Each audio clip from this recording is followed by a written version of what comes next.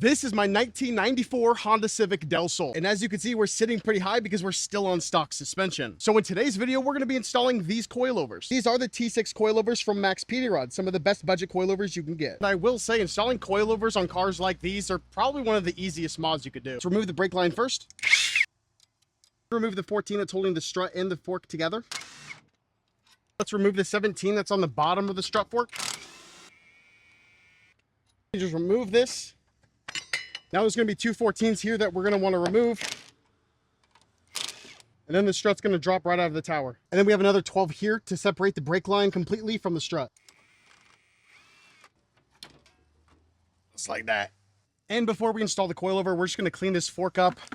We're just going to scrub it down with a wire brush, clean it up with some soapy water, and then probably repaint it. And to paint it, we're just gonna use this roll bar and chassis paint. You know, it's good for rust and corrosion resistance. While we were waiting for that to dry, we threw the coilover in, made sure to tighten these two nuts. Now I'm gonna throw this attachment right onto the coilover so that way it can slide right into the fork and fit perfectly.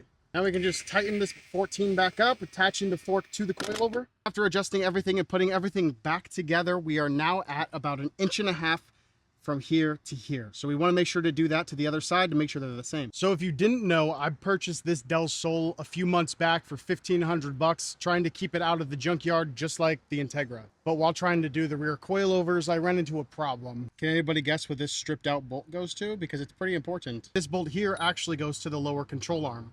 This lower control arm will sit right here and it'll bolt in through here.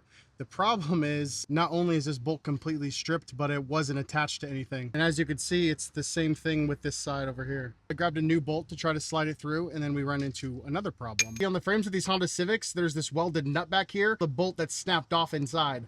Which means the entire time that I've been driving this car, nothing's been connecting or holding the LCs in place other than this stripped out bolt. At least we got the front done. I might have to raise it a little bit.